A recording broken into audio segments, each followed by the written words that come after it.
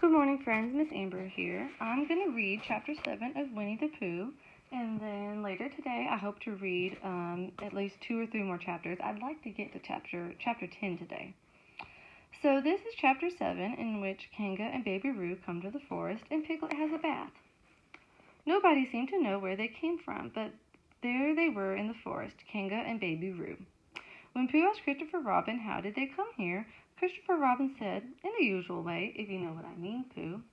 Well, who didn't said, oh, and then he nodded his head twice and said, in the usual way, ah.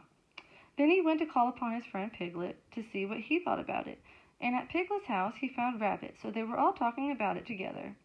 What I don't like about it is this, said Rabbit. Here we are, Pooh and Piglet and me, and suddenly, and Eeyore, said Pooh, and Eeyore, and then suddenly, and Owl, said Pooh.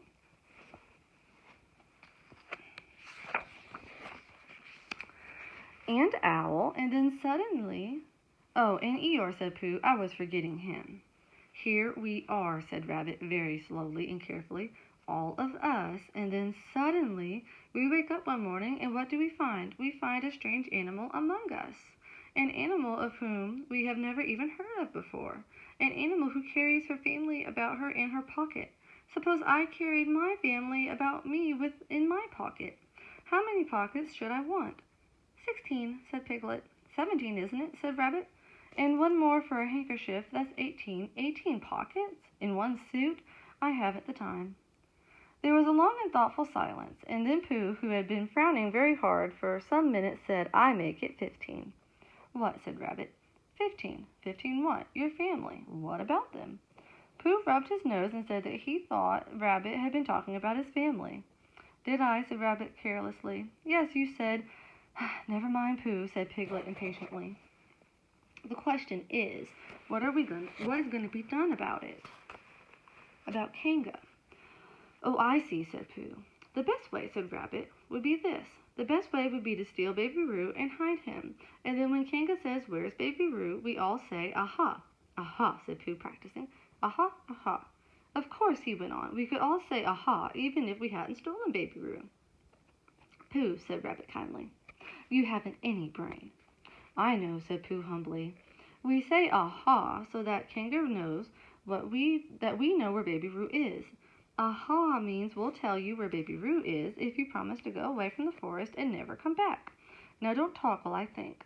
Pooh went into a corner and tried aha in that sort of voice.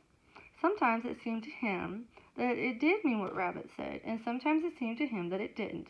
I suppose it's just practice, he thought. I wonder if Kanga will have to practice too, so as to understand it. There's just one thing, said Piglet, fidgeting a little bit. I was talking to Christopher Robin, and he said that Kanga was generally regarded as one of the fiercer animals. I am not frightened of fierce animals in the ordinary way, but it is well known that if one of the fiercer animals is deprived of its young, it becomes as fierce as 2 fierce animals, in which aha is perhaps a foolish thing to say. Piglet, said Rabbit, taking out his pencil and licking the end of it, you haven't any pluck. It is hard to be brave, said Piglet, sniffing slightly, when you're only a very small animal. Rabbit, who had begun to write very busily, looked up and said, it is because you are a very small animal that you will be useful in this adventure before us. Piglet was so excited at the idea of being useful that he forgot to be frightened any more. And when Rabbit went on to say that Kangas were only fierce during the winter months, being at other times a very affectionate disposition, he could hardly sit still. He was so eager to begin being useful at once. What about me? Said Pooh sadly. I suppose I shan't be useful. Never mind, Pooh, said Piglet comfortingly. Perhaps another time.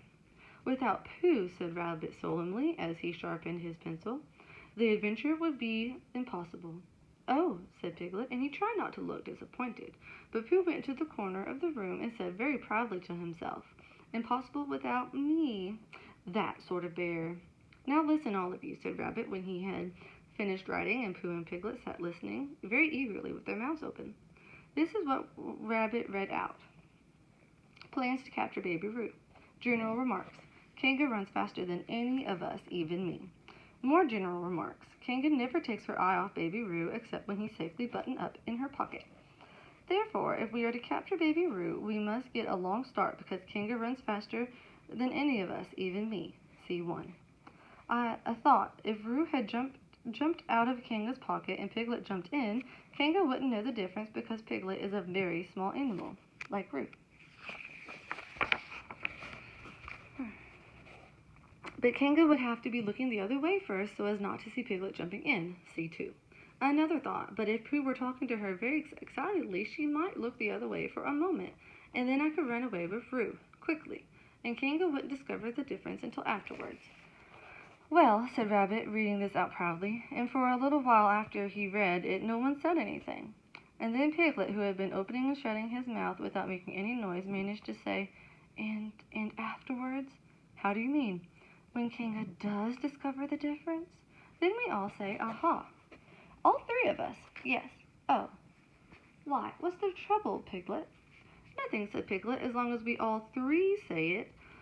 As long as we all three say it, said Piglet. I don't mind, he said. But I shouldn't care to say aha by myself. It wouldn't be nearly so well. By the way, he said, you are quite sure about what you said about the winter months. The winter months? Yes, only being fierce in the winter months? Oh, yes, that's all right. Well, Pooh, you see what you have